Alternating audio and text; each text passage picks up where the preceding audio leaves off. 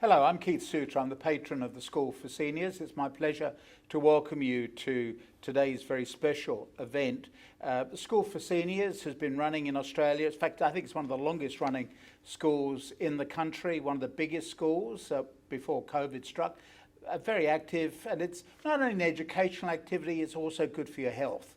So it's not only keeping your brain ticking over, but it's keeping you connected with the community, and you're getting to meet a variety of people. So we are not only helping the education of Australia, we're helping the health of Australia, because the more you can keep your brain active, ticking over, connecting with society, that's how you can reduce the risk of dementia and other issues.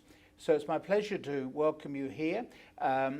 We're inviting people to remain mute until we go to the question and answer session, which will be in about half an hour's time.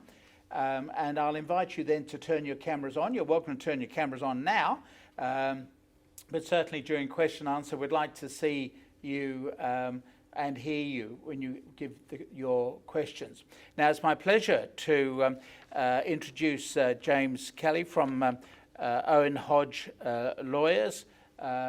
James has been associated with the School for Seniors for over 20 years. He's very helpful in helping people to write their own wills, which is a major issue which you'll be finding out about shortly.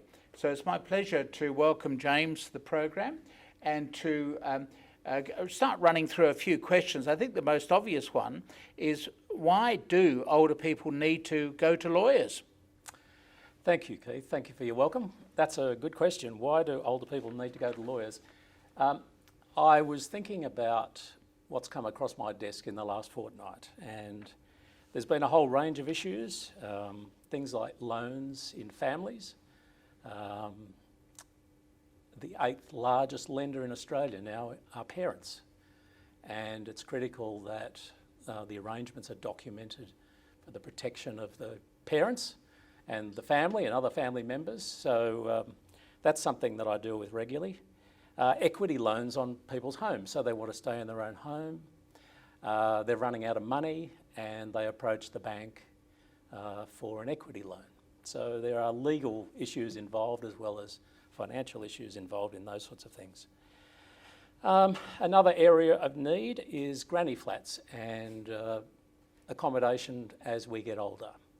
So there are a number of, I guess, informal types of arrangements where people might go and live with a member of the family in accommodation that's commonly referred to as a granny flat. There are retirement villages where people part with their money and they sign documents to get a right to live somewhere. There are aged care facilities where people are assessed as needing care for the rest of their lives. And so there are financial and legal issues involved with those sort of moves. I also get involved with a lot of applications to the New South Wales Civil and Administrative Tribunal. There's a guardianship division that deals with the control of people's affairs when they haven't got their affairs in order. So it's a port of last call where people have not made enduring powers of attorney and guardianship appointments so that someone can be appointed to look after their affairs and make decisions for them if they can't do that themselves. And then, of course, there's wills, enduring powers of attorney, where people delegate authority to somebody they trust to make decisions about their property and their financial affairs. And enduring guardianship appointments, which allow the person that you appoint to make decisions about your health and welfare, your end of life, your accommodation, and those sort of matters. So these are the sort of things, I guess, that an elder lawyer does to help their clients. So I guess two arising out of this. One is that the recommendation that everybody watching should actually strike up a relationship with a lawyer, almost like they have a general practitioner, just to go to have meetings with the lawyers just to keep themselves up to date with everything. That's one piece of advice. And the second piece of advice is to document everything. So that if you enter into an arrangement such as lending money to children as the bank of mum and dad, that in fact it's all set out. Yes, I would advise people who are lending money to their children that you just consider it a transaction like you would if you were a bank. So your children come to you and say, we want to buy a property, we need to borrow this money, we'd like to borrow it from you, Dad, because instead of paying the interest to the bank, we're going to pay it to you. And that sounds like a great arrangement, particularly for the parents who are going to get some more income. But that should be documented, just as it would be if you were going to borrow money from a bank. So absolutely, it's critical to document everything. And of course, it also raises the issue that it's important then to reflect on the will. So what happens if the loan doesn't get paid back, which is not an uncommon scenario in my experience? Is there an adjustment to be made, perhaps for other children who haven't had the same advantage during the parent's lifetime? So these things cause you to reflect on what you've done and the arrangements that you have in place and to review it regularly. So you need to be very transparent with your own children, particularly if you're favouring one with a loan vis-a-vis the other ones, and let everybody know what's being done. Well, I think it's an advantage to discuss it. I'm one of those lawyers who doesn't encourage people to talk to their family about what's in their will. But with a transaction like that, I think it is important to be open with other family members, because inevitably there'll be a point in time where someone's not happy about it. Is there an obligation on the part of parents to provide for adult children? Could parents say in my will, I want to give it all to the local cats home. I don't like any of the children, that they all squander money, so I'm going to leave it to the cats? Keith, you'd be surprised how often that happens.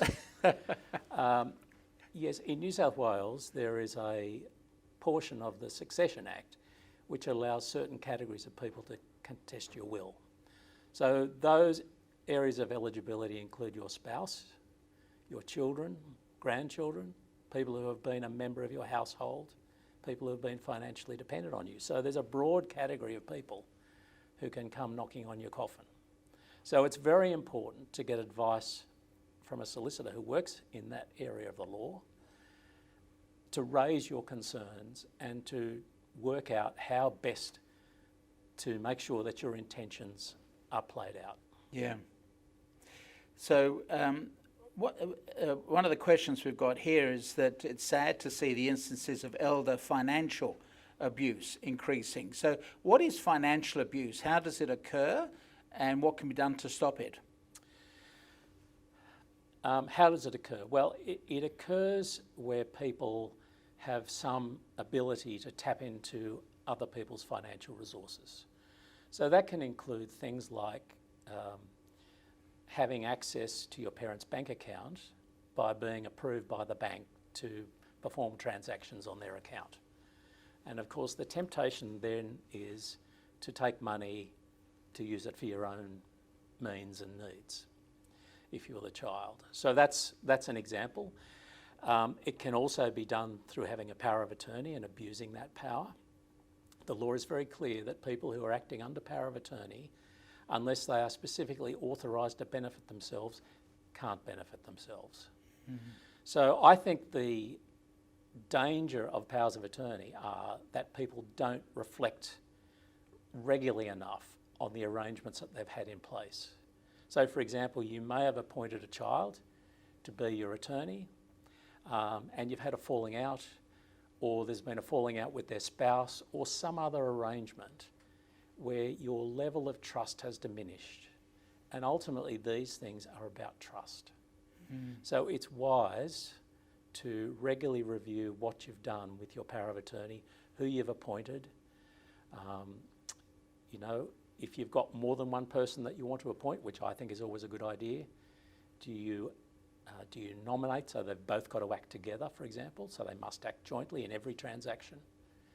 Or can they should be separated, perhaps, not a husband and wife with the power of attorney, but you give power of attorney to one person and a completely separate person as the second person having that power? Well, you can. I mean, ultimately, it's a matter of looking at your own circumstances.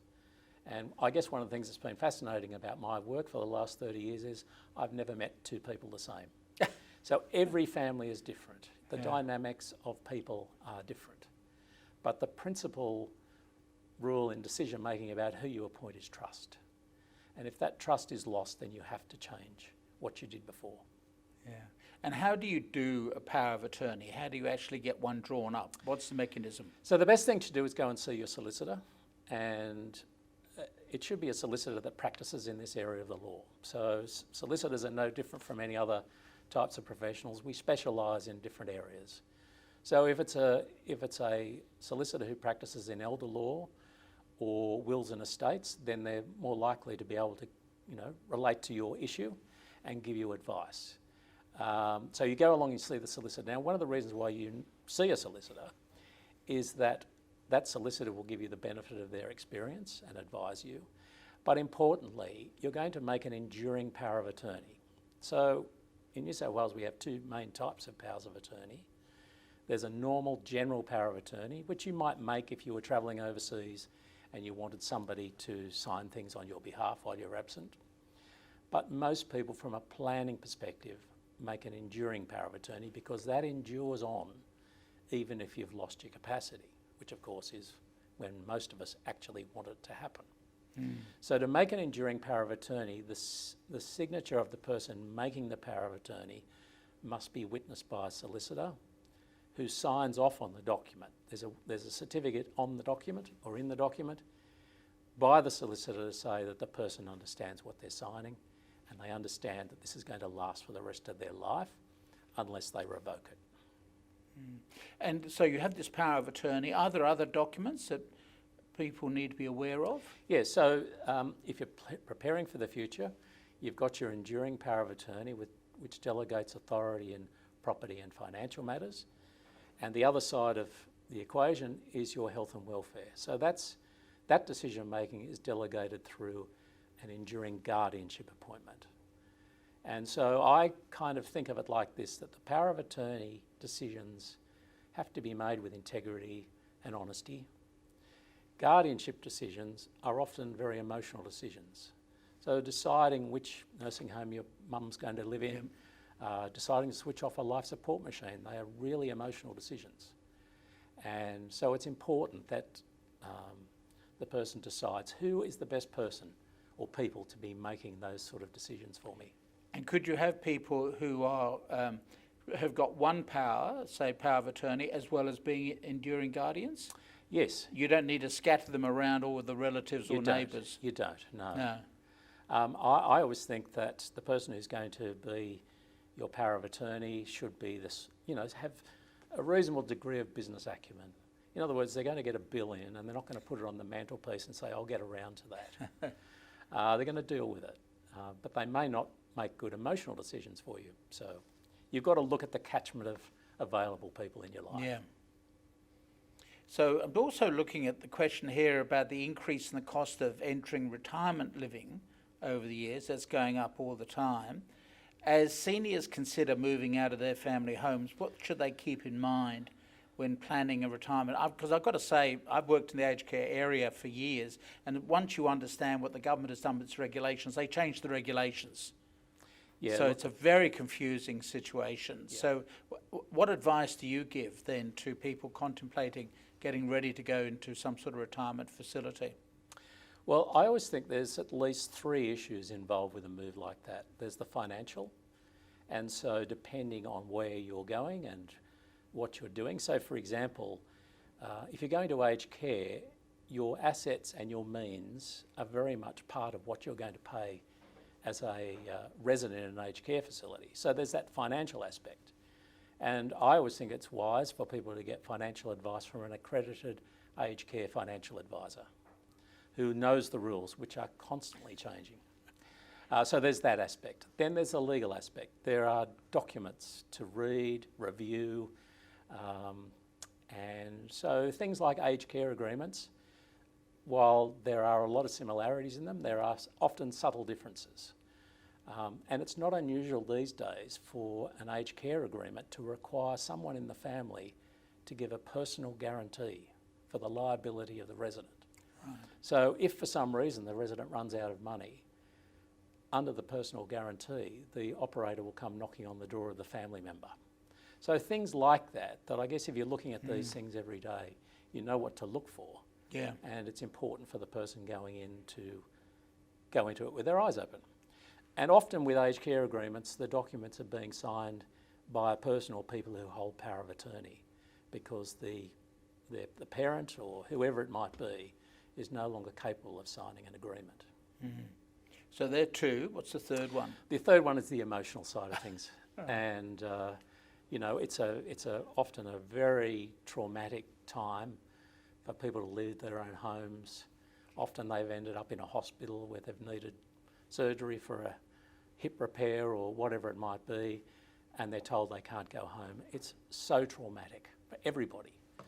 And so dealing with that is something that, I guess, if you've got the financial and legal side of things under control, it should mean that that reduces some of that stress. So you have a contingency plan ready to put into place for when you do perhaps run the risk of getting hospitalised.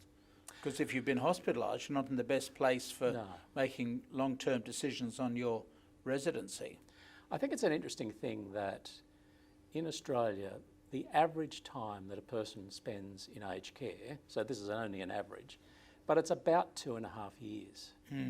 And so it's very likely as we age that all of us are going to spend some part of our lives in a care facility, whether it be for dementia support or palliative care, for example. It's best to think about it. So often when I'm talking to people about their wills and these sorts of legal issues, I ask them, have they thought about the fact that at the end of their life, they might need to be in aged care, and how is that funded? So for example, if you've got a couple going into aged care, which is not uncommon these days, and they might share a separate room but that's joined, if you've got a couple going in, they both have to pay the entry refundable accommodation deposit. So you can't go to an aged care facility, get a double bed and pay one fee. Right. So how is that funded? Yeah. And in Sydney, they tend to start at about $550,000 for a refundable accommodation deposit. So each one. So you're looking at $1 million. Yeah. And I think that's probably influenced mainly by the property values in Sydney. But, these are significant things, not only for the parents, but for the family who are thinking about, what happens after my parents are gone. So it's going to be difficult to be both the bank of mum and dad and at the same time pay for your own $1 million. Yeah, you can see that there's a conflict. Yeah. So that if you've lent a lot of money to children, or you've gifted it, or you've ploughed money into a granny flat, for example, and then you need to fund aged care, then you can run into significant financial issues. So those refundable deposits that I mentioned, if you don't pay that when you go to an aged care facility because you can't afford it or you don't have the resources, you're going to pay interest on what that RAD would have been, and it's about 5%. So it's not an inexpensive exercise, but it's a necessary one. Yeah. Well, very worrying. And you mentioned the granny flat as well. So where does that figure in some of these legal controversies and elder abuse, etc.? So this is where a person lives in a little house at the end of the garden. Well, self-contained flat. Yeah, I guess that's the general outcome, that they will live somewhere that's self-contained. But to fit within the granny flat rules, which are mainly determined by Centrelink for people who've got pensions, it doesn't necessarily have to be in separate accommodation. Centrelink will require an agreement between the parent and the owner of the property. And there are various rules that need to be satisfied before Centrelink will approve what would normally be breaching the gifting rules. So pensioners are limited in what they can gift. And essentially it's $10,000 a year or $30,000 over a 5-year period. So if you imagine that you're giving your child $200,000 to build a granny flat in the backyard, that would technically be a breach of the gifting rules, and your pension will be affected. So there are some exceptions to that, and they're run through these granny flat rules. So again, it's really important that these arrangements be documented. And like every other document of this nature, it's important to know what happens at the start, what everyone's obligations are in the middle, and what happens at the end. Yeah. And so some things are really hard to anticipate, like a rapid deterioration in the person's health, and they've got to go to aged care to have full-time care. Another example that might not be foreseen is a breakdown of the relationship between the child and their spouse. What happens then if there's a family law matter that ends up with a division of assets? So these are the sort of things that should be contemplated in a granny flat agreement. Now, you've made reference to Centrelink, but presumably there are some people who are watching who would see themselves as self-funded retirees. Yes. That means you keep well away from Centrelink and the government bureaucracy, is that right? So Normally, you that's just right. pay for yourself, you don't have to worry about government bureaucrats. That's normally the case, yes. But if you go to aged care, you've got to deal with the Department of Human Services. Ah! There is a lengthy means and assets form that has to be completed by people going to aged care. So you can't be extracted. So there's no private aged care arrangement then that will enable you as a wealthy, I don't know, retired school head teacher or something, self-funded retiree, to then go into private retirement accommodation without having to go through all the government bureaucracy. Well, they get you in the end. Yeah, they get you in the end, because if you choose not to complete the disclosure of your financial information, you'll just be charged the maximum rate. Right. So depending on your circumstances, Yeah. that can determine whether or not sometimes you bother. Dear, oh dear. Yet another reason to have a lawyer involved in all this process. It's just so complicated. Yeah, and particularly in the area of aged care, because you can't have a shot at it yourself because you've gone on Dr. Google and got some advice and made decisions and then realised the adverse consequences. So, for example, sometimes people would say, my mum's got to go into aged care. If she gives me her house, then she doesn't have any assets and she's going to pay a whole lot less. The problem with that, of course, is there's a breach of the gifting rules because the house has been transferred to the child and the parent doesn't get any more support from Centrelink. So, you know, there are all sorts of issues. As I said, there's the financial and the legal and the emotional. Dear, oh dear. What about neighbourhood disputes? Presumably that's also part of this problem for Keith, neighbourhood disputes are some of the hardest disputes to resolve. It's not getting any easier, all these questions. It just gets more and more complicated. Neighbourhood disputes often revolve around fencing and boundaries. Right. There is a mediation process that's available for people to go and sit down with their neighbours with a trained mediator to try and help them resolve their problems. And if it can't be done and resolved at that stage, and it's got to be litigated, it is just very, very expensive. Right. So neighbourhood disputes are the bane of lawyers, I think. We don't like getting involved with them because not only is the neighbour not going to like us, but our client won't like us either. Yeah. Oh dear. Well, I'm just conscious of the time because we want to give plenty of time to our audience to be able to comment. You've been partnering with Wesley Mission for our Wills Day. Do you want to explain what goes on with a Wills Day and what your role is and how people can make most use of the Wills Day? Yeah, I don't know how often it happens, but during the year, Wesley Mission hosts Wills Days, and there are lots of kind and generous lawyers who give their time. So we will often go to a Wesley facility, whether it's in Pitt Street or Wesley down at Sylvania and various other places. Appointments are made with a lawyer for people to come and say hello and talk about what is essentially a simple will.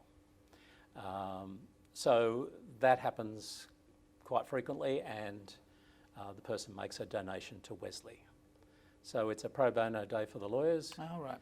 We enjoy doing it because it helps us put back into our community, and it allows some people to make a will, perhaps for the first time. And it's really, I can't stress enough how important it is for people to have a will, even if you have no assets. The great benefit in that situation is, in a will, to be a legal will, you have to appoint an executor. That's the person who's going to decide about your funeral and the disposal of your body and, you know, wrapping things up after you've gone. And if for no other reason, having a will where you've appointed somebody to be your executor is really, really important.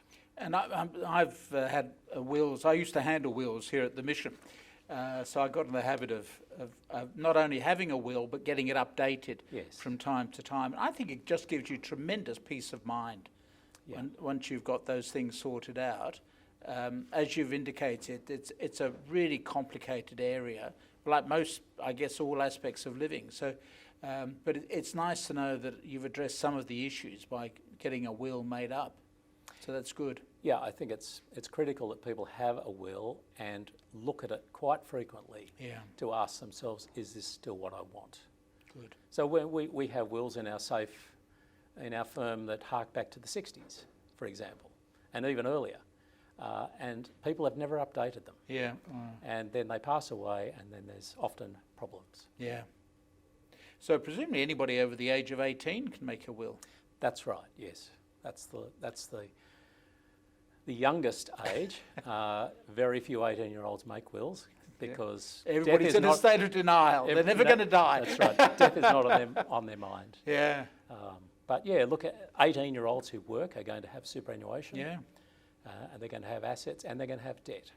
So it applies as much to them as it does to everybody else. So it also applies to the children and grandchildren. They ought to be getting wills made out as well. Absolutely. Yeah. Well, look, let's go over to our audience now. So we invite people to turn on their screen so that we can see who you are. At the bottom of your screen, right running along the bottom, you have an opportunity to raise your hand. If you just click on that, then a hand will come up and we'll be able to see who's there and who would like to ask a question. Clearly, with James, we've covered a huge amount of territory today, so we'll be very happy to receive any questions from you. So there's a little, as I say, right at the bottom of your screen on Zoom, there's an opportunity to ask a question. And Geraldine, we see you've got your hand up. So Geraldine, please, you unmute and then take it away. Good morning. I've got a question and I hope it's within the remit of this interview. It's not about wills, it's about a construction that's going on just below my flat for the last 2 years. Well, it will be nigh on 2 years. And the noise has been absolutely, it's made me very anxious, very stressed. What my question to you, James, is, will it be expensive if I go to a solicitor to try and get some sort of compensation? I think the answer is yes. It may well be that you get advice that says there's nothing you can do. So I would advise that the first place to start is with the local council and to make sure that the requirements in the development approval from the council are being complied with in terms of noise, hours of work and those sorts of things. Can I interrupt you there? I've been to the council, I've been to the construction company, I've been to the mayor, I've been to the councillor, I've been to the MP, and I'm getting a blank. Nobody is interested. And when I say it's affecting my health, I mean it is. And it's so frustrating that nobody is listening to me. So the only thing is the solicitor, but of course, I think then I wouldn't be able to afford that. So Geraldine, it's not my area of the law, so I wouldn't hazard a guess, but I guess what I'm saying is if you want to sue somebody, you've got to be able to prove that you've suffered a loss. Yeah, I've got videos. So that's going to be the first thing probably the lawyer's going to ask you. Right, okay. All right, thank you for your time. Much obliged. Thank you. Pleasure.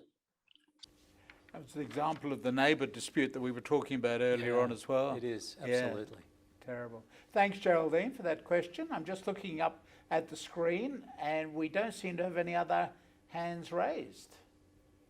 So by the looks of it, everyone is very satisfied. Oh, Florence, please. Florence, if you'd like to ask your question. Unmute yourself and ask your question. Florence Tam. Yes, I have unmuted myself. Can you hear me? Yep. My question is, what you say that everybody should do a will. What happens if a person an adult above 18 years old doesn't have a will? What is the process then in the distribution of that person's assets?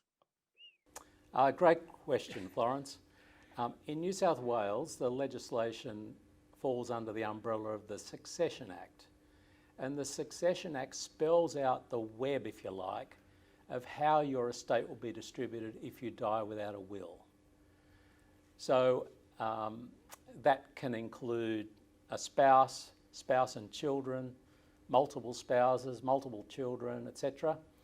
So they've all, potentially got rights to access your estate. So one of the other problems of not having a will, as I mentioned before, is that there's no executor. And so somebody who's entitled under your will can apply to be your administrator. And that may not be somebody who you want to carry out those important tasks. So it's best remedied by making a will. Yeah, the question is, if there's no will, right? But Yes. there is a living relative, which government body would that living relative be able to go to say, okay, this so-and-so has passed away and there's no will, but that person has got assets. Yeah.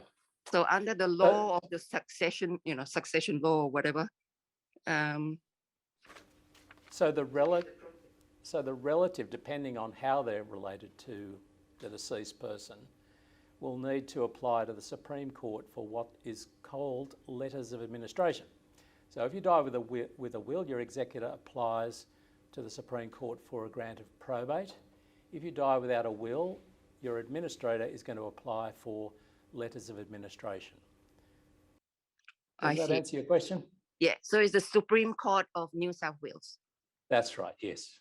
Okay, thank you. What happens if somebody dies without a will and without a relative?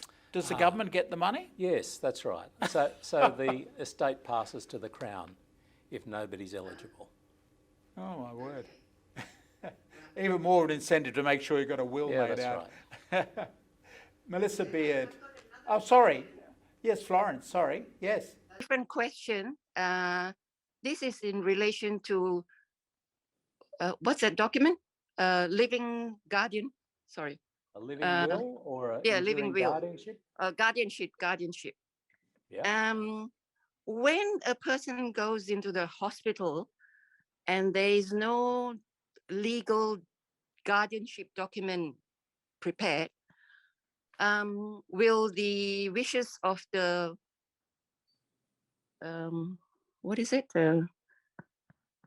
the next of kin apply? That's a good question too. I guess the answer to the question depends on whether or not the person who's the patient in the hospital still has capacity. So if you've got capacity to make decisions for yourself, then you can still make those decisions. If you lack the ability to make decisions, under the Guardianship Act, there is a category of person called a person responsible. And a person responsible is an informal role, and that person responsible has limited decision-making authority. So the Act spells out what sort of decisions that a person responsible can make. But if it's something more complex and there's no enduring guardianship appointment in place, then somebody has to go to the New South Wales Civil and Administrative Tribunal Guardianship Division and apply for a guardianship order. Civil administrative, can you repeat? Yeah, it's commonly referred to as NCAT, NCAT, and it's the Guardianship Division. And the tribunal has the power to appoint somebody in circumstances that are relevant to the role of being a guardian. The downside of that, of course, is you don't know who that's going to be. It may not be someone who you want to be making decisions for you. It might be a family member who you've been estranged from for years, and all of a sudden they want to get involved in deciding things for you. It's always best for you to determine who's going to make decisions, and that is done through an enduring guardianship appointment. Okay. I've got a third question. If a person has no guardianship document, but has next of kin, and that person is incapacitated. So the next of, sorry, no. The question is, if the person is incapacitated, but there is a guardianship document and there's a next of kin, which person's decision will override? If you have an enduring guardianship appointment in place that's been legally made and satisfied the requirements, that guardian will override everybody else's decision making. Oh, okay. So the next of kin does not. No, that's right. Thanks for those. Thanks, Florence, for those questions. Melissa Beard has a question. Melissa.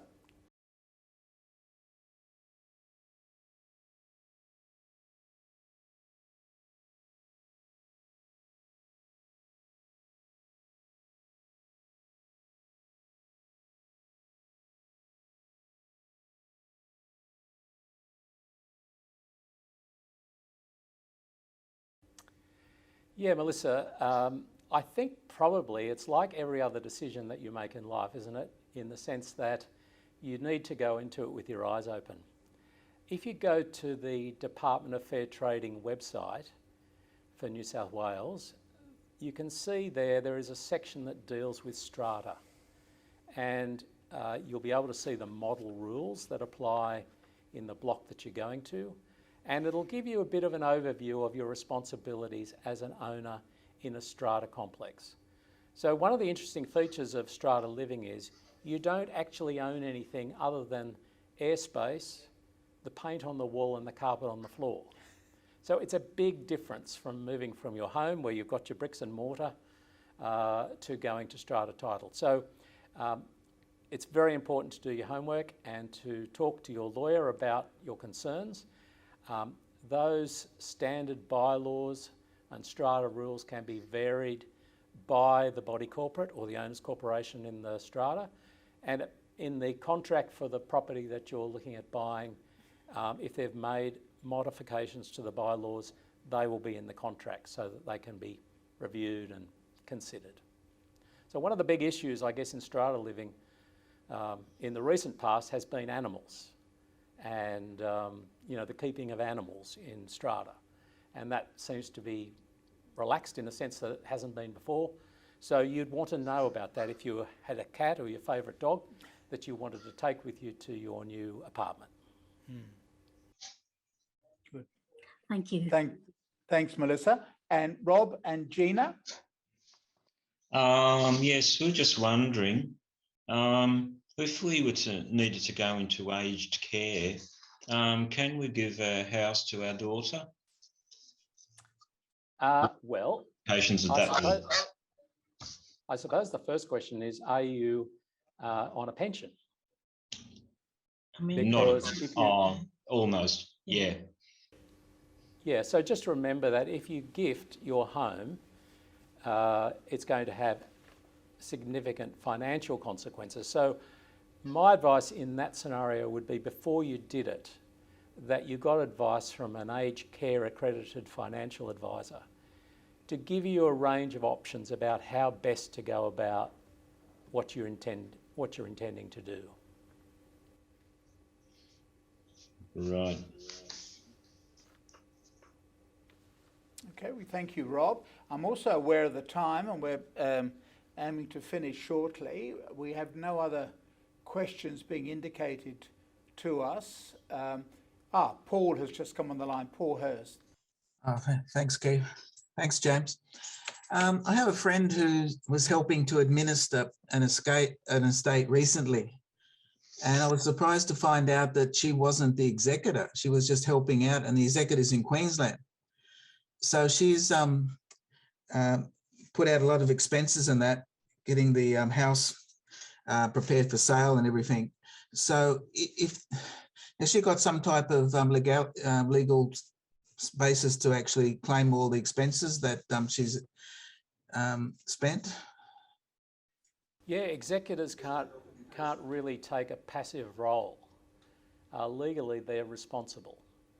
So if the executor has taken some role of delegating all the authority to this person, then that's at the executor's risk. And so if those expenses have been done without anybody's approval, then that's not a very good position to be in, I don't think. I would normally advise someone who's wanting to spend money from an estate to renovate a property, to prepare it for sale, to consult the beneficiaries, because ultimately it'll be coming out of their pocket. They may well benefit at the end because the price that's realised for the property is better, but it may not happen that way. And so the beneficiary should really be consulted, I think, so that they can give an informed opinion and consent to what the executor is doing. But to have a third person take control is a great risk for the executor. Thank you. Thanks, James.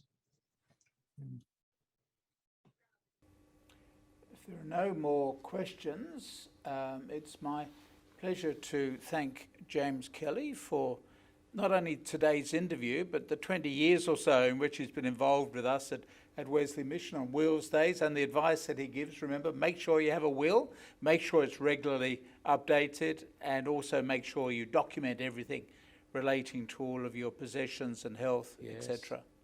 Yeah. Secondly, just also to say the School for Seniors itself hopes to be back, depending on the government, hopes to be back in business on Monday, January 31. So we will have in-person courses on the property here, and the enrolments will begin on January the 17th. So that's 2 weeks before the school itself is open. There will also be online courses. We're looking at how we can expand the global reach of School for Seniors, because one of the things that's come out of, well, like the Zoom, is that we don't need to be limited to the Sydney area. So we could have classes that could be watched online from people anywhere around the world. So it's a whole new era that's opening up for the School for Seniors. So yes, in person, hopefully, on January 31. Enrolments are on the 17th of January. And then also, you can enrol for online courses if you prefer to stay at home. And so that's the School for Seniors. And just simply to say that we here at Wesley Mission are also planning extensive arrangements, COVID secure, relating to the celebration of Christmas. So I invite you to keep an eye on the Wesley Mission website. We're negotiating possibly to have a luncheon in the park on Christmas Day, depending on arrangements with the City Council. So that's one of the things that we're looking at. So we wish you a happy and holy Christmas, and we look forward to catching up with you early in the new year. And once again, thanks, James, for this fascinating insight into how we can improve our quality of lives by having wills, regular contacts with solicitors, and keeping everything documented. Thanks very much for being with us today. Cheerio. Thank you.